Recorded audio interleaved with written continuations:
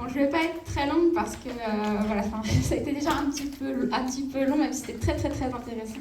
Et je vais déjà commencer par réitérer mes remerciements à toutes celles et tous ceux qui ont permis l'organisation de ces assises. Et vous dire, voilà, il y a quelques pistes de travail en ce moment qui se font, mais je vais vous partager ça vraiment très brièvement, mais je voulais vous tenir informé que sur la question globalement de l'accès aux soins, il y a une proposition de loi qui a été coécrite par des députés en fait, de l'ensemble des partis de LFI jusqu'à LR en fait. Donc on a juste mis de côté l'extrême droite. Et en fait, une loi assez intéressante, mais qui est un peu bloquée en ce moment par une certaine résistance de la Commission des affaires sociales. Donc les députés qui sont à l'origine de cette loi, qui sont quand même une quarantaine de députés, sachant qu'elle a été aussi après elle a été co-signée cette loi par 200 députés quand même, ce qui n'est pas rien. Essayer de réfléchir à comment contourner ce problème. Mais en tout cas, ça nous aiderait grandement, notamment à développer, à réguler la présence des médecins sur le territoire, ce qui nous aiderait beaucoup en Seine-et-Marne. Ça permettrait aussi de développer la question par les centres de santé avec un financement public.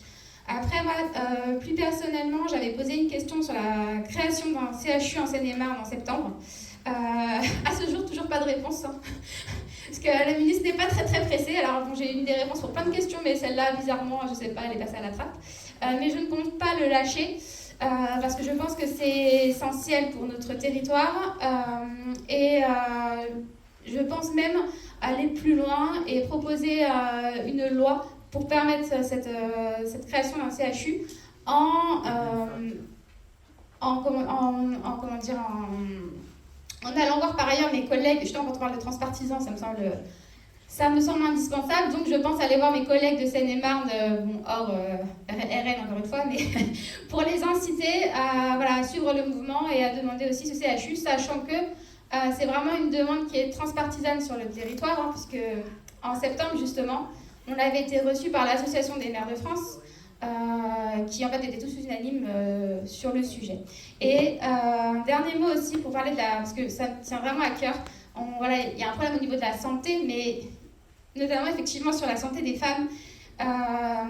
Il se trouve que je suis à la délégation aux droits des femmes, que la délégation aux droits des femmes s'est saisie de ce sujet, et plus spécifiquement de la santé mentale des femmes. Mais franchement, c'est assez décevant pour l'instant. C'est beaucoup de blabla pour pas grand-chose. Et de façon générale, la délégation aux droits des femmes, on se demande même si elle n'a pas été créée simplement pour décorer des fois, mais bon. Donc du coup, je compte bien continuer à mettre la pression. Parce que je pense que c'est un peu le parent pauvre d'un parent pauvre, quoi. Voilà. Et après, globalement, juste pour finir, effectivement, mobilisation citoyenne. En fait, j'ai entendu tout à l'heure une proposition de mobilisation de l'intersyndicale des retraités pour une mobilisation en automne pour l'accès aux soins. Alors, pas de soutien, vraiment, je veux dire par là, c'est que si vous êtes, moi, je soutiens toute initiative pour se mobiliser, pour défendre notre santé. Toute initiative est la bienvenue. Je vous remercie encore. Je vous invite au cours de la discussion.